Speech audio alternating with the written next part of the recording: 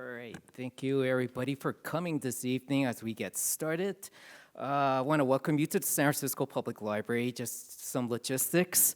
The restrooms are, if you go out in the back and around the stairs, those are the public restrooms. Emergency exits, you see the signs. There's one in the back and one to my left and my right. Also, we are filming this event, so if you do not wish to be on camera, we have some green stickers where you can put on yourself. My colleague, Sally, in the back, is going to be helping with that. My name is Jerry from the Magazines and Newspapers Center, and Sally in the back is from Info Services.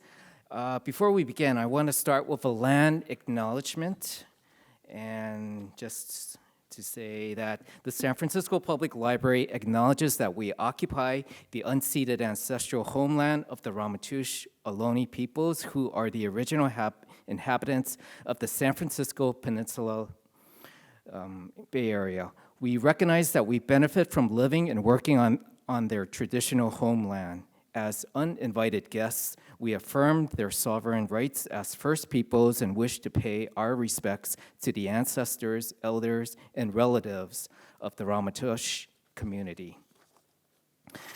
Before we start, just a few round of thank yous for our sponsors, Devon, the Diasporic Vietnamese Artists Network, and we have some people, I believe, from the Southeast Asian Community Center in the back.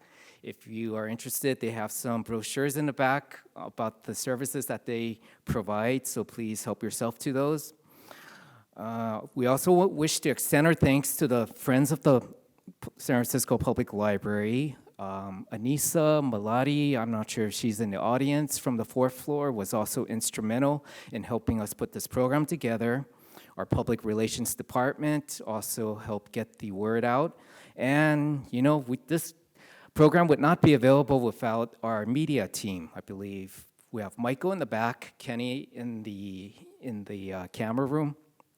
So give them a round of applause for making the magic happen tonight so you can enjoy the show. So we're going to have Andrew Lam start. Let's see, a few more logistics. We have book sales in the back as you were coming in. After the event, be sure that you go outside to the lobby because we need to vacate the auditorium in order to have our closing and cleanup. So we have books available. You are also welcome to check out the books from the library. You notice that there are different ones up there as well. So I'm going to have a quick intro to Mr. Andrew Lam. He is first and foremost a journalist. He's written for a number of different magazines, including National Geographic Traveler, the LA Times Magazine, and The Nation. He's also been a regular commentator on NPR's All Things Considered.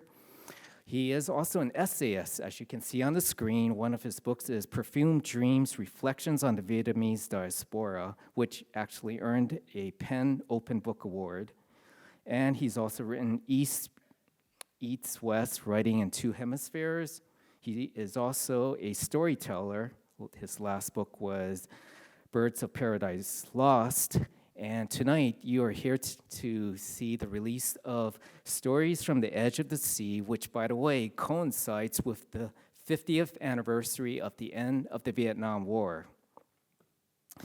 This book explores a movable feast of shared histories and questions of belonging through the Vietnamese diaspora, covering a diverse spectrum of lyrically rendered stories sharpened by immigrant tension and keen insight. It uplifts heartfelt and compassionate stories after the journey from the Vietnam War. So without further ado, we would like to extend a warm welcome to Andrew Lam.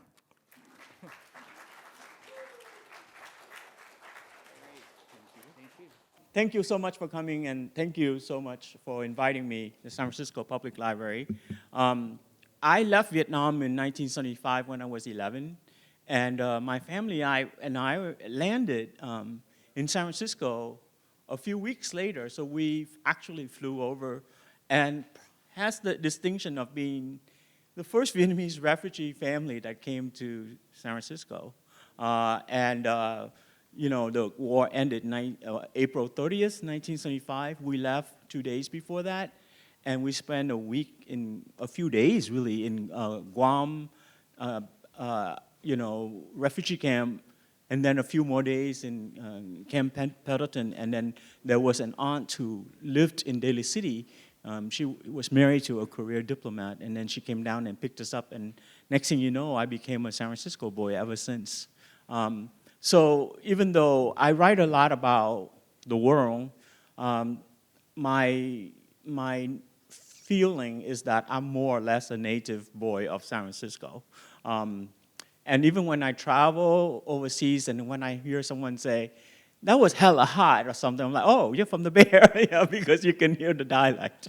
So all my books, really, it's about what it's like to be displaced and to find yourself in a new place and dealing with trauma of war and displacement. But at the same time, it's also, to me, if I step back, it's always been a love letter to San Francisco, because it's really here that I grew up and learned about the world. And so there are pieces of my writing that always has a fragment of the city.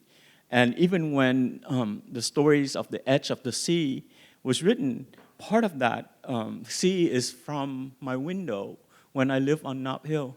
And I imagine the world from that window when I see sailboats sailing by.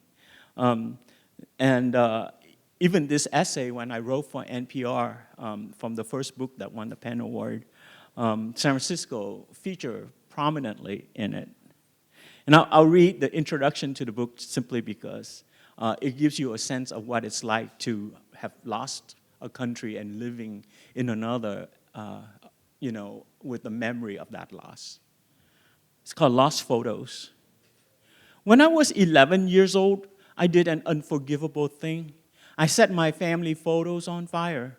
We were living in Saigon at the time, and as Viet Cong tanks rolled toward the edge of the city, my mother, half crazed with fear, ordered me to get rid of everything incriminating. Obediently, I removed pictures from the album pages, diplomas from their glass frames, film reels from metal canisters, letters from desk drawers. I put them all in a pile in the backyard and lit a match. When I was done, the mementos of 3 generations had turned into ashes. Only years later in America did I begin to regret the act. A few pictures survived because my older brother, who was a foreign student, had taken them with him. But why didn't I save the rest the way I slipped my stamp collection in my backpack hours before we boarded the C-130 cargo plane and headed for Guam? For years, I could not look at families' photo albums without feeling remorse.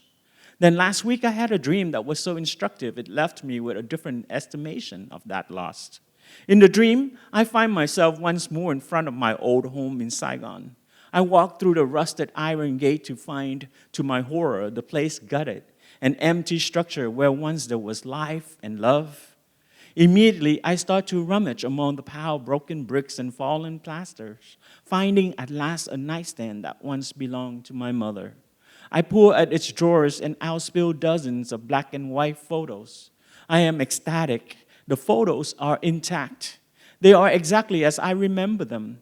Here's one of my brother when he was 12, wearing his martial arts uniform and bowing to the camera.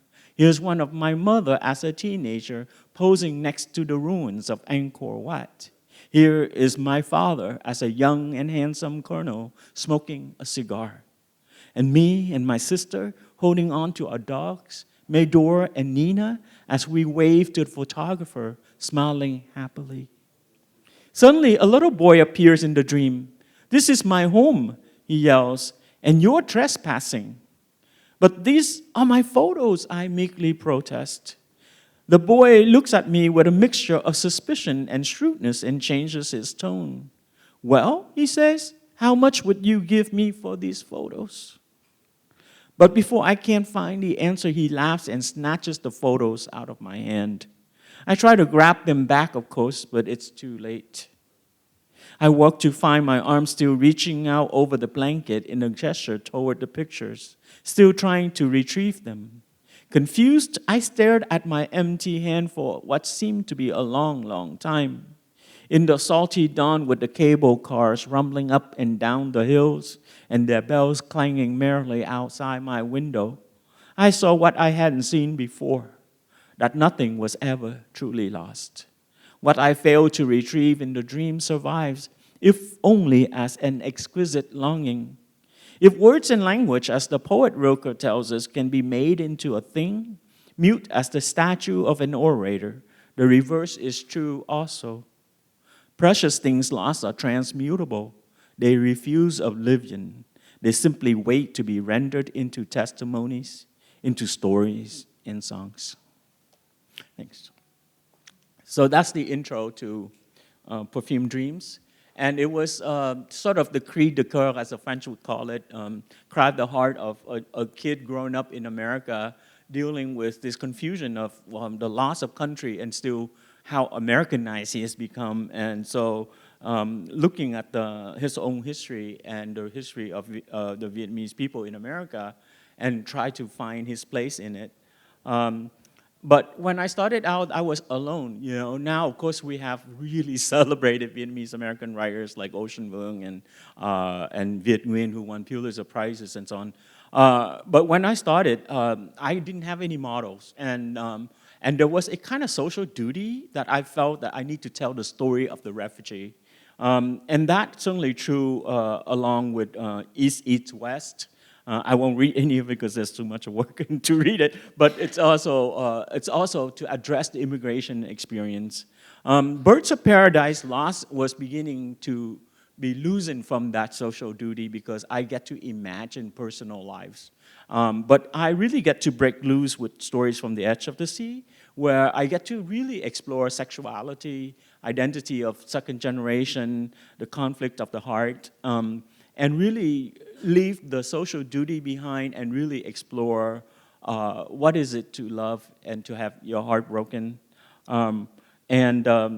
So tonight I was thinking of reading something that I think everyone would appreciate because I think we all take public transportation. And so, Yeah, so, so I'm going to read section from this part called Muni Diaries. And Muni Diary is a celebrated event here in the city, and I was invited actually some years ago to do my part, and somehow it turned into a short story that's told basically through different bus lines. The 19 Poke. Oh, people laugh. I love it because we're local. It's very hard to read this with people who don't know San Francisco, but like at home, it's fun. From my journal, date April 23rd, 1995. Two prostitutes under 19. See them regularly on the corner of Polk and Post. The best of friends. One white, one black. Today, the black one was looking really beat up. Her left leg was in a cast sticking out as she sat on a wheelchair. The other stood next to her. The bus took 5 minutes to lower the mechanical lift down to let the wheelchair up. What stood out and why I am writing this down was this very beautiful white cockatoo perching on the cast, going back and forth and squawking. When the young woman in the wheelchair was being lifted up the bus, her friend had to let the bird perch on her shoulder. On the bus now and secured, the bird was let back on its owner cast. I eavesdropped. The two talk about their pimp, who was mean to them. The bird still pacing on the cast. And they also talked about how mean that muscular girl, Purple Rose, on Larkin and Post was, who eventually took their corner. The pimp and Purple Rose had a fight, and Purple Rose beat him up. So now the three lost their corner. But they were happy.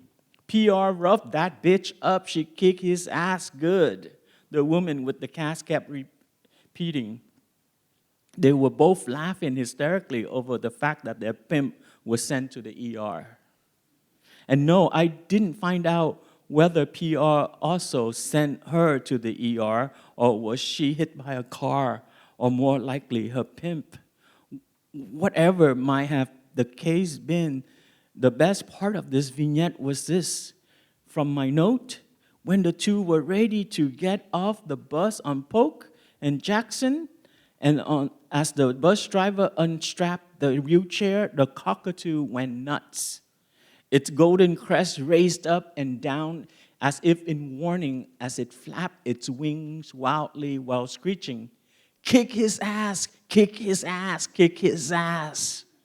The bus driver, I remember, and all the passengers, we all laughed. "Yeah, honey, he got his sorry ass kicked so hard he flew all the way back to Mississippi," replied one of the two women, barely able to control her laughter. "Lord, oh Lord, he flew, all right."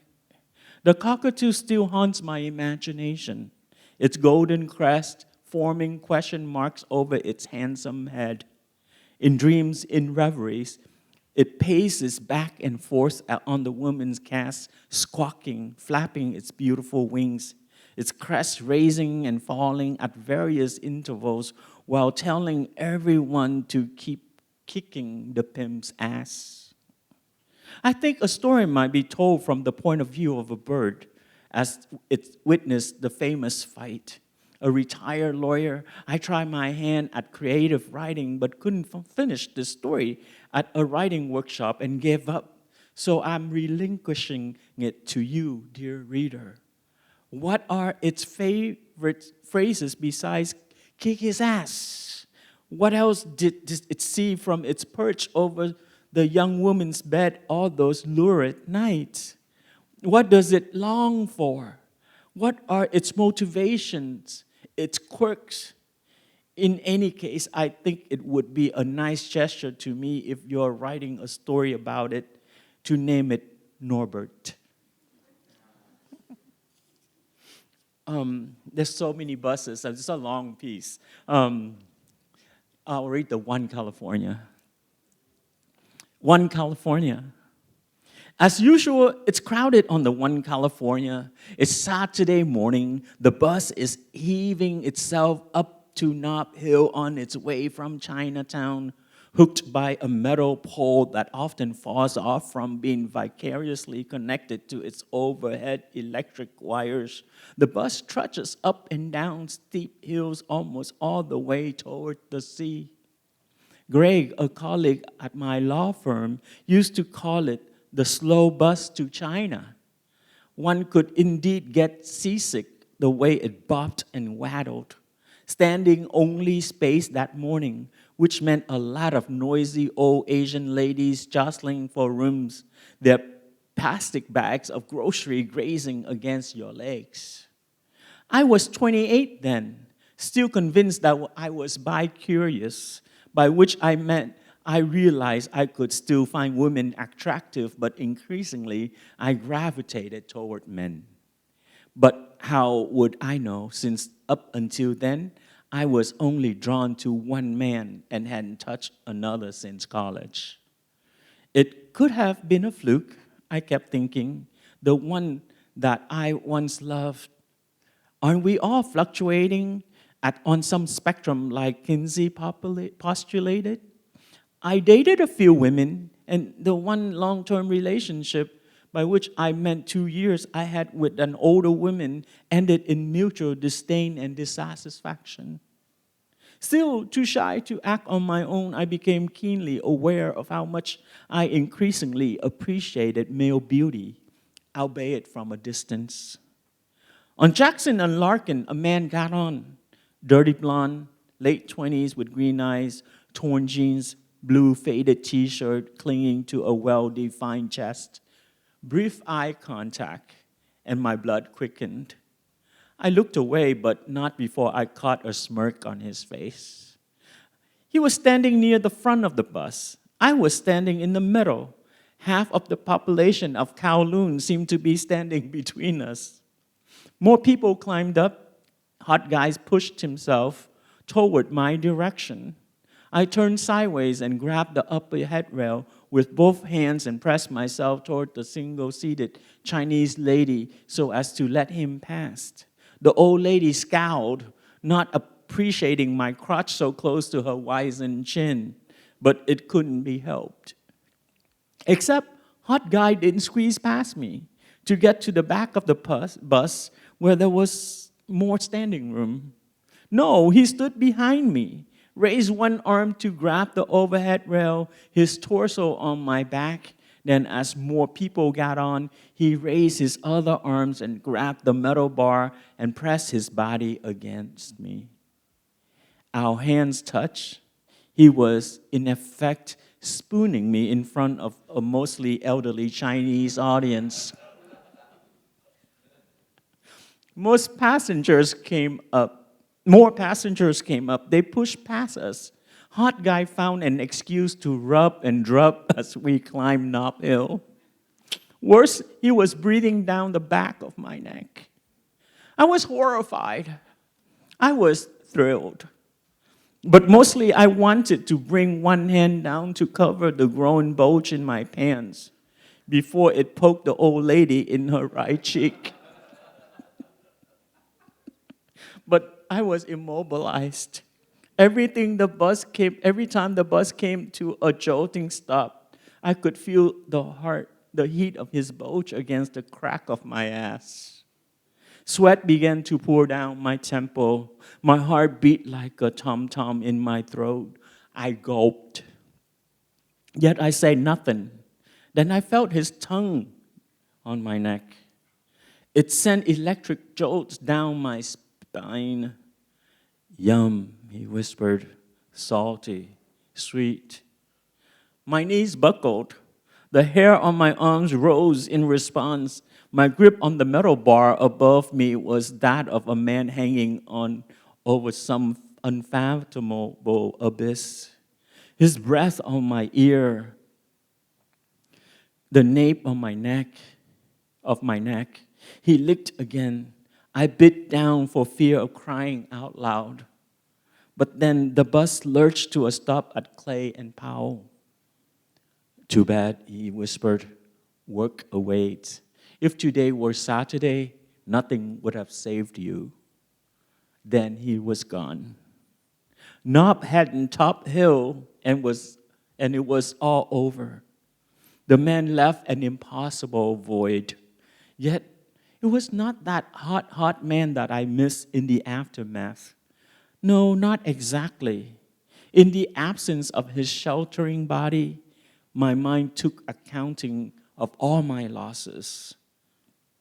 The insularities of family life when I was a Vietnamese child, and friendship from the high school friend with whom I fell in love and who didn't reciprocate in a way that would have given me closure, and the sadness that turned into silence between my parents and I, and the way in which my own life was both promising and yet unsatisfying at the same time, how the future was both exciting and frightening as I navigated my world alone. Then there came this irrefutable self-knowledge. I definitely prefer men. I stood there feeling both sorrow and inspiration. So this is what it is to accept one's fate. To be honest, after so many sultry nights, so many sheltering bodies, so many heartbreaks, I still feel that void to this day, wishing that long ago Thursday was somehow the beginning of a long, sweetly remembered weekend. So, let's see. So we're going to go to this part, which is the narrator is now looking at both bus barked metro pounding the sidewalk, and he moves from first person to somehow third person as he thinks about what all this public transportation means to him. None of those bus and metro rides will ever compare to that summer day when I was college bound, however. My junior year at Mission High, my father received a big promotion at his company, and his new position required a long commute to San Jose. After a few months, he's had enough. He sold our first house in America, a humble 3-bedroom in a working-class neighborhood, and bought a 5-bedroom home at the edge of what was then the northern edge of Silicon Valley, complete with a pool winking in the backyard. I was 16, going on 17. I didn't want to move, despite the swimming pool and the pastoral view of rolling hills and the wisteria bushes perfuming the garden those languid nights. It was far, far from my beloved city. Making new friends for senior years was not an option, especially when prepping for college. But mostly, I couldn't imagine being torn away from my best friend who was going to apply to the same university.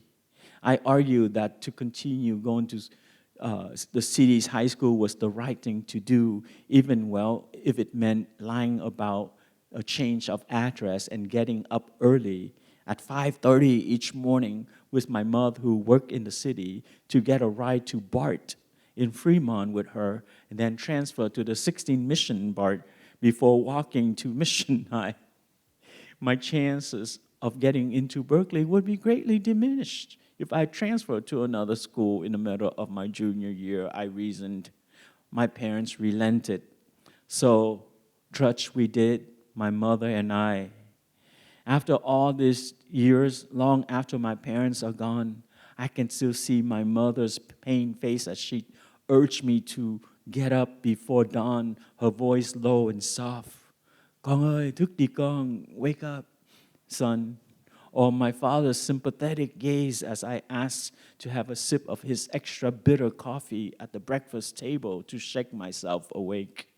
I couldn't back then finish 2 sips and resented that bitter taste, but this morning I realized in old age I prefer coffee more bitter than my father's. Oh, how I bitched and moaned. A sloth surely would have rolled out of bed faster than me that senior year. But then, all too quickly, it was over.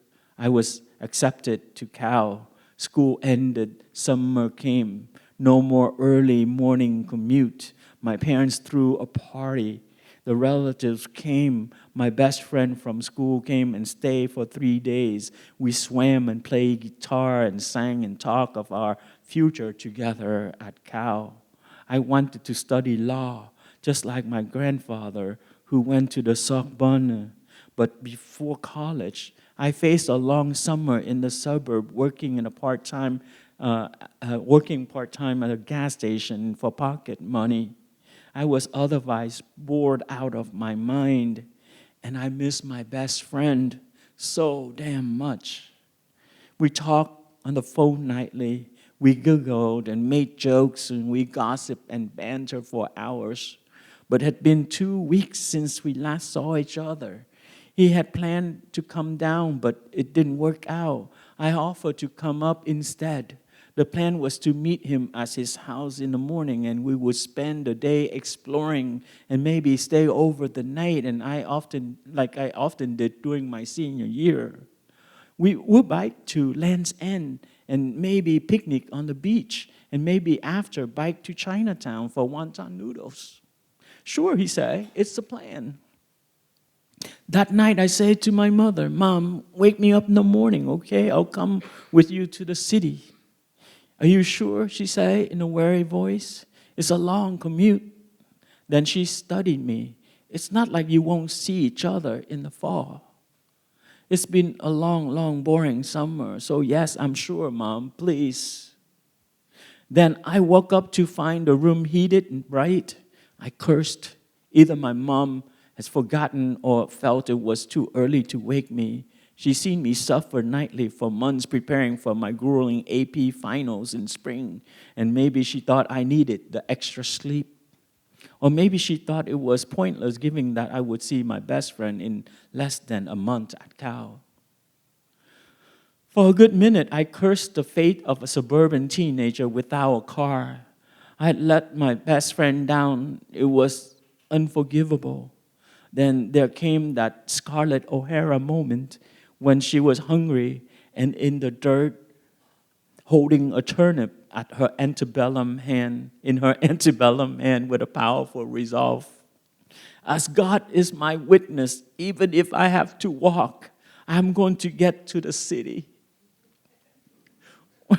Where we lived, it was a good 15 minutes from the last BART station, which was then Fremont. There were 2 buses that I needed to take. Between my house to that first stop, a mile, an impossible distance. Why? The bus came by at a regular 30-minute interval, and I had about 12 minutes to spare. I needed to run to the first stop fast. I put on my tracksuit and tennis shoes and stuffed my wallet and keys in my backpack and opened the front door to see a blinding sun. Like a fool running toward some unknown, stopping twice to catch his breath, palm against knees and gasping for air. A hot morning, the smelly of dry grass. Above everything else, the bluest sky. By the time the boy reached the transfer point with less than a minute to spare, his shirt clung to him. The 2 passengers on the bus looked askance as the teenager, soaking with sweat, but smiling back at them as he sat down. An immense sense of relief washed over him. It had felt as if his entire future was dependent on getting to the city before midday, and now he was on his way. His best friend must be confused or maybe angry at him for failing to come on time. He balled his fist, thinking of his friend standing there with his 2 bicycles by the garage waiting for him. Time passed and did not pass. The bus came and it was a lonely ride toward Fremont. Now that he was on his way, he was more patient. On the platform to San Francisco-bound train, he paced and watched the electric sign above. San Francisco train arriving in 7 minutes. San Francisco train arriving in 5 minutes. San Francisco train arriving in 3 minutes. Finally, out in the distance, a great meadow snake wound its weight on the metal track toward him, and he broke into a smile. It was cool inside. He sat by the window, and the track houses and dry hills rolled by in a blur. To kill time, the boy reached for his novel in his backpack and pretended to reread The Old Man and the Sea, his last AP English assignment. An easy read, but the words didn't make much sense, and all he could remember were sharks taking bites of the man's marlin until there was little left, the sea a trail of blood, and the old man near dead. But yes, he did write about man's determination, the willpower and sacrifice needed to get what you desire despite everything, and got an A.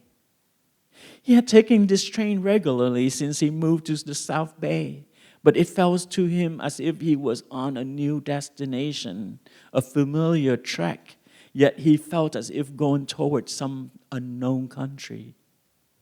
At Civic Center, he took the end out toward the Sunset Boulevard where his friend lived. It took another 30 minutes, and he ran the remaining 5 blocks until he was standing in front of that whitewashed house with brown window trimmings. His best friend's mother opened the door and immediately scowled at his appearance. "He's still asleep," she said, and opened the door wider for him to come in. "So lazy in the summer." She was, in any case, on her way out, so feel free to wake him up. Relief washed over him. All was well. He shook his head and smiled. His best friend slept through it all. Probably forgot to set his alarm clock. Definitely not a morning person. He went to the kitchen, helped himself with a full glass of water. Then he went to the bathroom to clean up. He almost laughed out loud. In the mirror, a disheveled boy stared back at him. The cow-licked hair, some crust deposits in the corner of one eye, the blue jersey soaked with sweat clinging on a thin, if muscular frame. There was a reason why his friend's mother scowled. He looked like a tramp. He wet his hair, washed his face, and brushed his teeth with the toothbrush his friend gave him from his last day over. He made himself as presentable as possible before he gingerly climbed up the stairs. It was dark inside and warm. He heard a familiar snore. An odor of musk and sweat and dirty socks permeated the air. His friend had thrown off the blanket as the day became hotter, and his naked torso was exposed to a small beam of sunlight, the robust chest, the smooth skin glistening in that light. He stepped closer. He was barely aware of himself when he sat down on the corner furthest away, at the edge, for fear of waking the sleeping boy. How long did he sit there? A minute? An hour? An eternity? The bed was a vast unknown ocean, and he was standing at its shore. His friend stirred, arms outstretched, deltoids and triceps rippled like rolling knolls under a dancing light. He heard a little moan. His heart beat wildly. He felt as if his very being had melted into the sea. There'll be years of running away from this beatific moment, years of denying the existence of this place, this ocean, which owned him still, years of searching for its substitutes, of hiding in others' flesh, and years of failing. But for now, there is only grace and beauty. And the city outside the windows, its hills dotted with Victorian homes, its streets full of rumbling buses and clanking cable cars, is but a promise yet fulfilled. They are 17. The beautiful boy hasn't yet awakened. The first kiss is still to be had. And the heart is still an uncharted terrain. Its treble and bass barely heard. The afternoon hasn't yet begun. Thank you.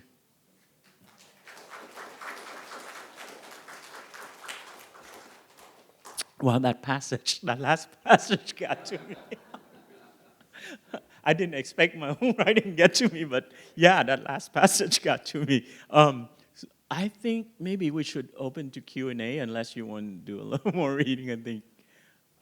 Jerry, what do you think? For Q&A, we ask if you can grab a mic because this is for ADA purposes also and to make sure that everybody can listen. So we're going to have people along the aisles. Just raise your hand and then we can have you ask the question. Thank you. Yeah. We have.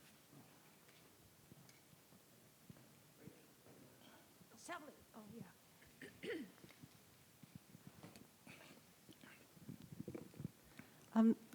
I'm so glad that you said that the story went from first person to third person for some reason, because then I was listening for it. Otherwise, I would probably have missed it and then been confused. But I caught the exact moment when you switched, and even though you were vague for some reason, I was wondering if you would speak about that decision. Yeah, it seemed to happen naturally that somehow the person who lived that far end of having lived suddenly saw that time as a story of someone who was living a kind of epic moment, you know, and somehow because of that, it's no longer just about him, but that it is a story, you know, and somehow it just somehow turned without him knowing, which is kind of strange to me too, that it becomes like a poem, you know, and that part sort of turned poetic because to him that was the moment that decided his fate, and so it becomes third person in his mind.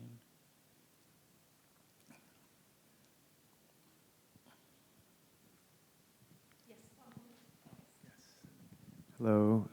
First off, thank you for sharing those beautiful readings. Thank you.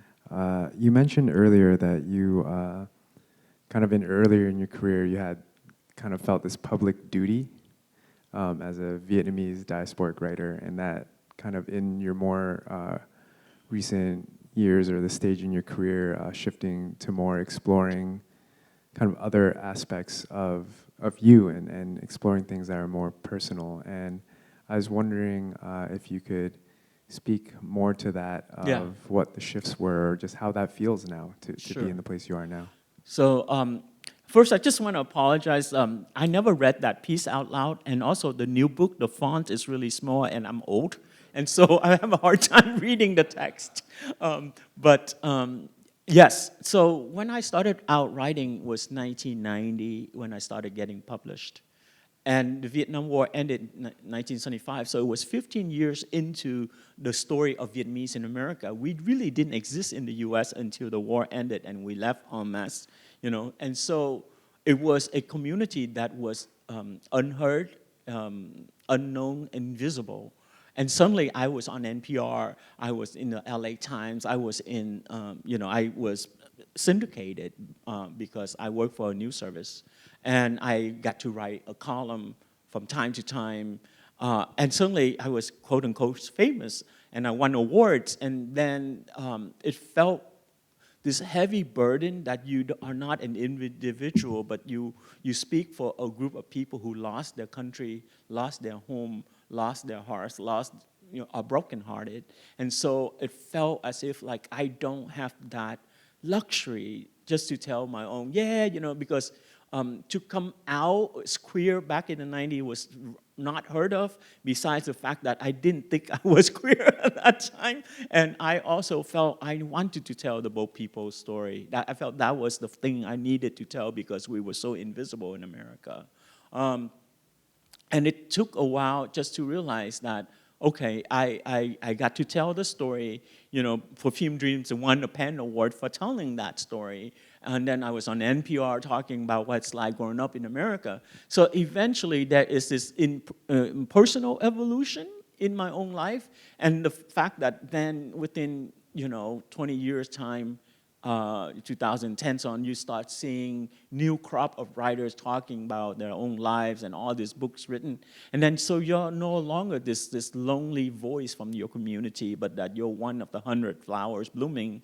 And so I just felt like, oh, what a relief, I don't have that social duty. And in fact, I fell in love with the craft of writing. So if you look at Stories from the Edge of the Sea, it's not just about story about Vietnamese American, but it's also an exploration of the art of the short story. I tell stories from different angles. I use different frameworks and experimental telling, including a stand-up comedian, right, as a solo piece. So I got to now, there is a freedom, oddly enough, to say that I am free to explore the things that I'm fascinated with, and I don't have that social duty anymore. Thank you.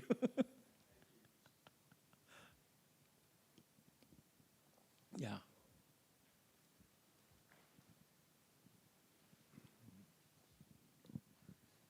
Hi, thank you. I understand that you also live in Saigon. Yeah.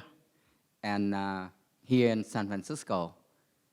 So my question is that, as you're moving back and forth, what would be like the major differences that you see between the two cities? And secondly, I have another question. I come here to Civic Center once in a while for events like this. But more and more nowadays, I feel the tension and more insecure. Because, right outdoor, I was threatened. Yeah. Sitting, waiting for this, like lectures to start, and there's a kind of racial tension between, I think, for me, Yeah. the black community and Asian, and I feel really threatened in terms of now with the economic situation and all the division. So I try to stay away from civic center if I can, just go to some safer area. So you have any, incident or something that where you live?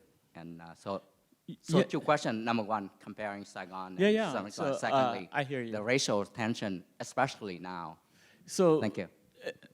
it's much easier to answer the first question. I get to live in Vietnam practically half of the year, and and the two cities are so different. There's so much energy in Vietnam, and it's a city and it's a country of young people. So if you're in Vietnam and you throw out an idea at a group at a coffee shop with 3 or 4 people, they most likely want to ask more about it and possibly run away with that idea and start a startup. They are so energetic and forward-looking and just opportunistic and entrepreneurial mindset. So if you go to Vietnam, you can see the country is sort of like vibrating with energy, and you come back here and there is a sense of smallness or shrinking and fear, as you say. And it's very sad because I grew up here and, I watched different era of San Francisco, the dot-com bust and dot-com boom. I remember the boom too because I was writing about it, and then the bust and then, the high-tech boom and then the COVID. So we go through this sort of incredible oscillation, and I think I'm hoping that we are making a comeback. It's just that there is so much that changed now because technology is shifting, and the downtown area where I live is just really empty at night. And I live like near Embarcadero, and you don't go out after 9 o'clock, really. Yeah. So and it's not a good thing to see for the city. I'm just hoping that things will change, but it's very hard to comment on the racial tension because so much is depending on the economic of the city as well.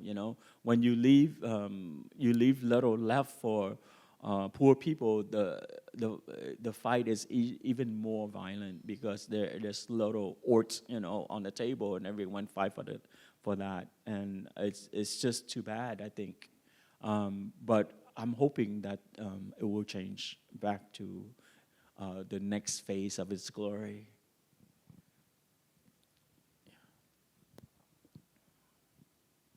Is there another question?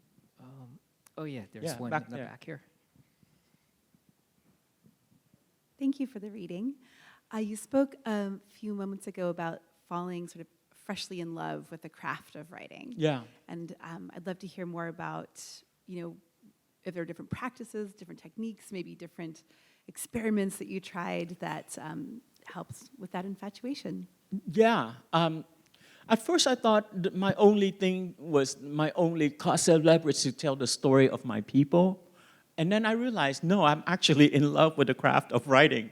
And so after a while, it's still telling the story, but that I want to tell a story that is written in a way that is satisfying for me, So you will find that in Stories from the Edge of the Sea, there is one that's experimental with just the modern time, which is you have a woman who posts really elegy of her husband who died a year earlier, and because of the death date, she went kind of nuts on like, oh, he was like this, he was like this, he was like that. And so it's kind of like a found art where you chronologically capture her memory from, when he was still alive and how they met, but it's kind of backward because she's like cooking to offer the dead something, and then it gets younger and younger where he's still alive And so it's kind of weird, but you kind of have to work through it just to see how a modern love story might look like in the pages.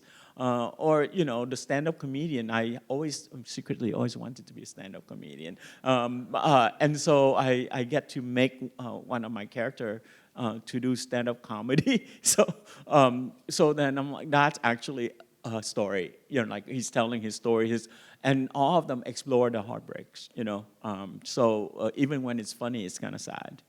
So I'm up at the point where I'm really having fun just telling stories, And so the craft is important, and looking at who gets to tell what is important. In Birds of Paradise Lost, I wrote this piece that actually is very well anthologized around the country. It's called Show and Tell. And it's about this 7th grade boat person kid who came into a classroom doing show and tell or class presentation, but he didn't speak English, but he can draw, right? And when I first wrote that piece, it was from his point of view, but it didn't have any energy because he didn't speak English, and I couldn't really put English into his mindset, even though I wanted to. And then I realized I have to tell the story from the class clown who actually friended him. And when I did that, the story just picked up and the energy just rises. And so then I get to tell the story, and then one get to show, one get to tell, because one is paint and drawing and the other one tells, right? And that's also that's a commentary as well on when you write. Teachers always say, show more than tell, because you have to show them rather than tell. But I just love how to show and tell because, anyway, that's just for me. But that I get to play with these ideas, or in Stories from the Edge of the Sea, there's a story called This Owl is Full of Noises, and it's right out of Shakespeare, Tempest.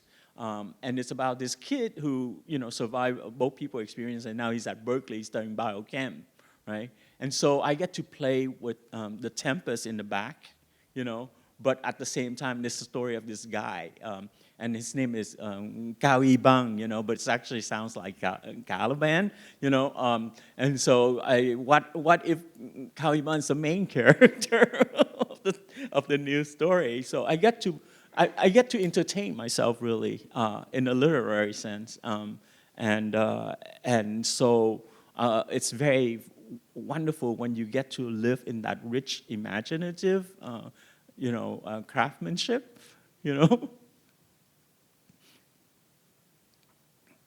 Other questions? Any more questions? One thing I'd like to add is, the work that we've heard tonight, there's a lot of precision. Your characters crystallize to such vivid detail. Maybe if you can talk a little bit about your writers that have impacted or influenced you, or what are you currently reading, for example? And well, I have a lot of writers friends, but I also love a lot of great writers. I don't really have a particular one, but I have a list. I mean, James Baldwin, Joan Didion for nonfiction. I love Gabriel Garcia Marquez. I love what's his name? Ian McEwan.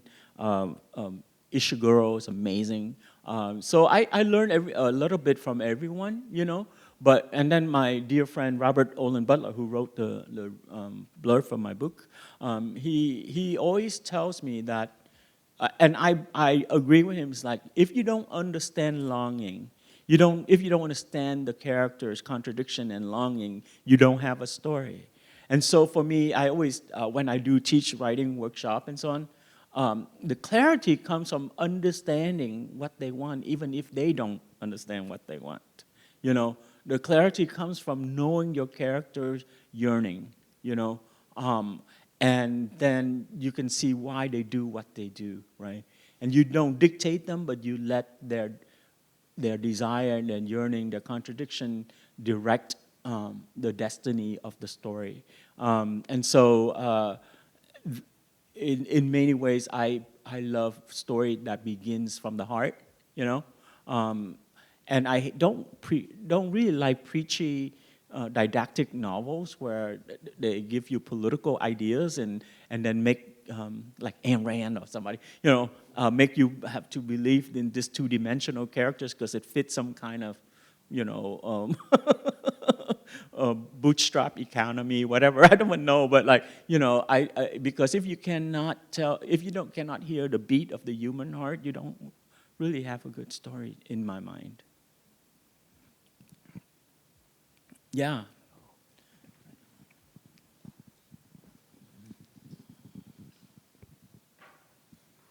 I really appreciated how much your stories that you read aloud just made us all laugh. And I was wondering if you had any suggestions for making writing funny, or how do you know when you've gotten it to be funny? Do you laugh aloud as you write? How do you do it? Yeah, humor.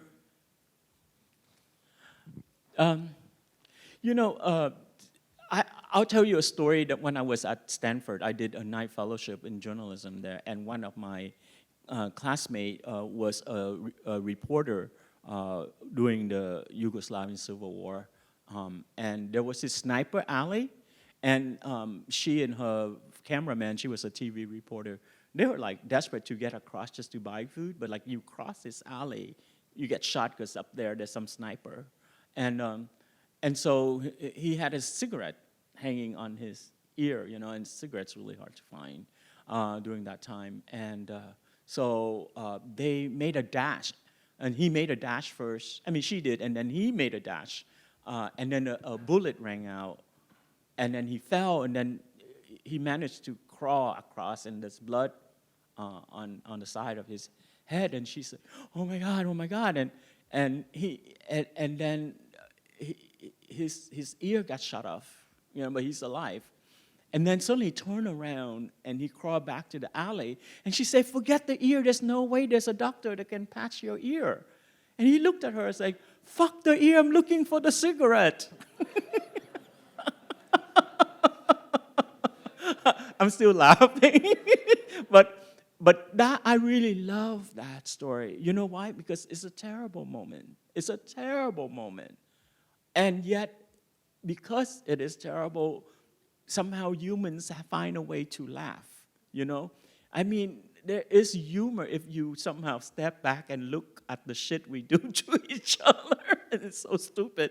And there is humor in that, And I think if you manage to step back a little bit and rather than let how your ego feel everything, and just kind of like be kind of a little bit omniscient and look at that moment, you will definitely find humor there, And sometimes humor is so important to relieve the tension, of the sadness. Okay, on that comedic note, if other questions come up, you're welcome to speak with Andrew. Yeah. We have some of those books on the screen in the back here, so we're gonna have our book sale and signing outside the lobby if we can make our way out. All right, I'll make my way out. Thank you all for coming, and thank you for inviting me. It was wonderful.